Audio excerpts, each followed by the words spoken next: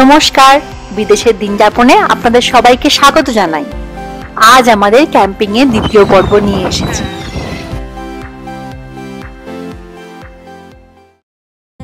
Good morning. জঙ্গলের মাঝে প্রথম দিনের অনেক অনেক মজার অভিজ্ঞতা করে নিয়ে রাত কাটিয়ে আজ সকাল হয়ে গেছে।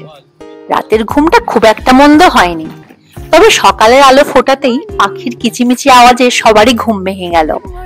আমাদের সকাল শুরু। সবার ঘুম কি হয়েছে রাতে? হয়েছে? আর বেয়ার এসেছিল? আসেনি? সত্যি বলো। সকালে হাত বাড়ালো, হাতে হ্যান্ডশেক করে দিলাম, বললাম নখ কেটে আয়। আমাদের আগুন পুরো নিভে গেছে, একদম পরিষ্কার সাদা ছাই। আর এখানে চায়ের ব্যবস্থা শুরু হচ্ছে। আজ সকালে উনুনটা পাল্টানো হলো, আর তার সঙ্গে আঁচ দেবার জ্বালানিও। পোর্টেবল গ্রিল মেশিনটা আমরা সঙ্গে করেই এনেছিলাম। সকালের জলখাবারটা এটাতেই করা হচ্ছে। কাঠের আগুনের আঁচটা খুব বেশি হয়। এই গ্রিল মেশিনটা কাঠ কয়লাতে চলে। অল্প সময়ের জন্য, অল্প আঁচের জন্য এটাই চুজ করা হলো। চা বসিয়ে দেওয়া হয়েছে, এবার ব্রেকফাস্টের তোড়জোড় শুরু হবে।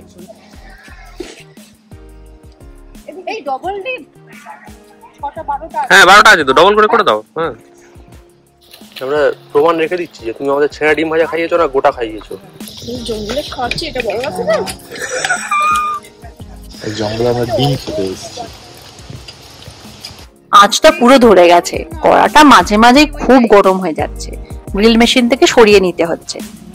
মিলিয়ে মিশিয়ে সবাই মিলে মোটামুটি ব্রেকফাস্ট আইটেম গুলো খুব তাড়াতাড়ি হয়ে গেল। এই দুজনকে দেখুন, মনের আনন্দে গল্প আর খাওয়াতে মেতে। দুদিন পরে তো স্কুল, আবার আগের রুটিনে ফিরে যাওয়া। কার দাঁত নড়ছে? আমার। কোন দাঁতটা নড়ছে দেখিয়ে দে। কি খাচ্ছিস নিমু এটা হাতে?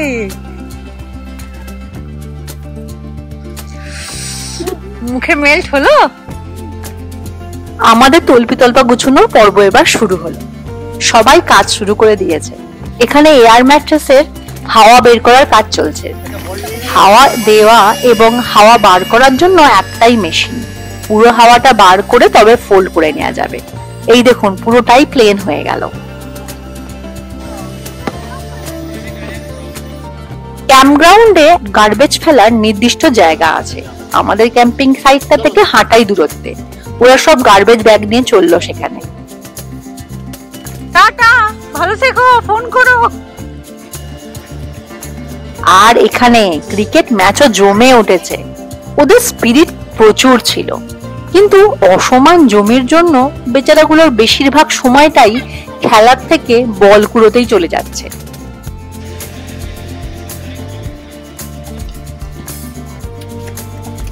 ক্রিকেট খেলার সঙ্গে সঙ্গে অন্য সব খেলাও তাই মাথার মধ্যে কিলবিল করে উঠছে। এই দেখুন,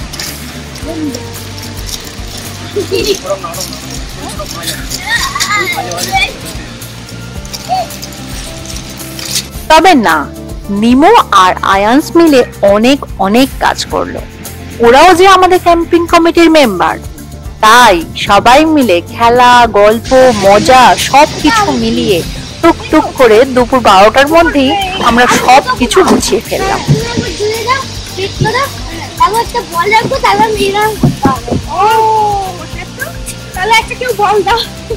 বল এই যে হাজির, আমি দিয়ে দিচ্ছি। এই তো ফুটবল। এই ঢুস।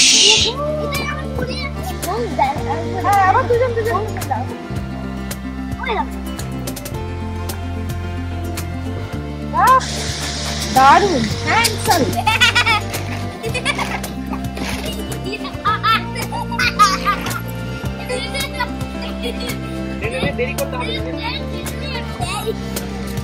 দুপুরটা পুরোটাই লেকের পাড়ে কাটানোর প্ল্যান। ওখানেই টাইম পাস করে খাওয়া দাওয়া শেষ করে বেরিয়ে যাওয়া হবে। 2টো পর্যন্ত ক্যাম্প সাইটের বুকিং থাকায় বিচ সাইডের পার্কিংটা আমাদের ফ্রি। এখানে সব খালি করে চলে গেলে তাহলে আর ফেরার তাড়া থাকবে না। এমনিতেও সিবদাল পয়েন্ট ক্যাম্পগ্রাউন্ডে ক্যাম্পিং ছাড়াও লোকে ডে পাস নিয়ে আসে। বিচ সাইডে সময় কাটিয়ে তারপর চলে যায়।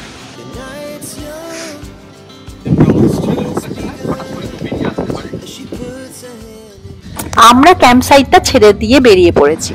এই দেখুন, এটা হচ্ছে গার্বেজ এরিয়া। এখানেই ওরা হাঁটতে হাঁটতে গার্বেজ ফেলতে এসেছিল। অনেক বক্স রাখা আছে।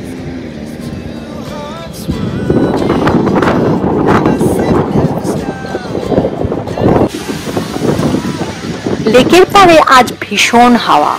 রোদ্দুর থাকলেও জল হাওয়ার কারণে একটু ছ্যাঁকছ্যাঁকি। তবে কাল বিকালের মতো আজও লোকের সমাগম প্রচুর।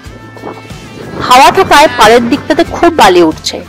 আমরা তাই রোদ্দুর দেখে চেয়ার আর ম্যাট পেতে একটু ভেতরের দিকে বসলাম। বাচ্চাগুলোকে বলা হলো আগে প্লেগ্রাউন্ডটাতে যেতে। এখন থেকে জলে নেমে পড়লে তো খুব ঠান্ডা লাগবে। একটু ওখানে খেলে নিয়ে গা গরম করে নিয়েই লেক সাইডে চলে গেল ওরা।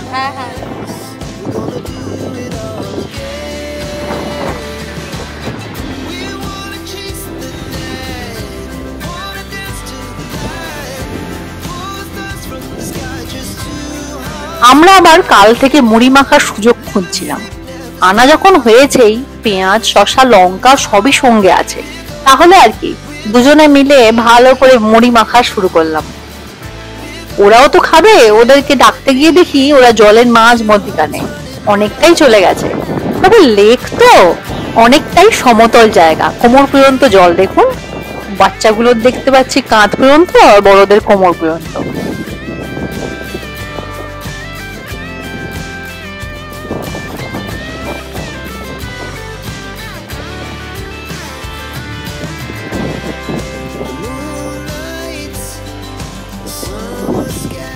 আমরা বেরিয়ে পড়লাম। ঠান্ডা হওয়াতে বেশিক্ষণ ওরা জলে আর থাকতে পারেনি। 20-25 মিনিটের মধ্যেই উঠে আসতে হয়েছিল। তারপর খাওয়া দাওয়া করে নিয়ে ব্যাগ গুছিয়ে এবার বাড়ির পথ ধরতে হবে। জীবনের প্রথমবার করা সবকিছুই সবার অনেক প্রিয় হয়। অনেক দিনের একটা শখ পূরণ হলো আমাদের। সবাই খুব মজা করলাম। বুড়ো বয়সে এই ভিডিও দেখেই স্মৃতির পাতা উল্টাবো। আমাদের ক্যাম্পিং আবার হবে এই বলতে বলতে বেরিয়ে পড়লাম। আমাদের সঙ্গে এতক্ষণ থাকার জন্য আপনাদেরকেও অনেক অনেক ধন্যবাদ। আপনারা ভালো থাকবেন। দেখা হবে আবার কোনো দিন যাপনের গল্প নিয়ে। নমস্কার।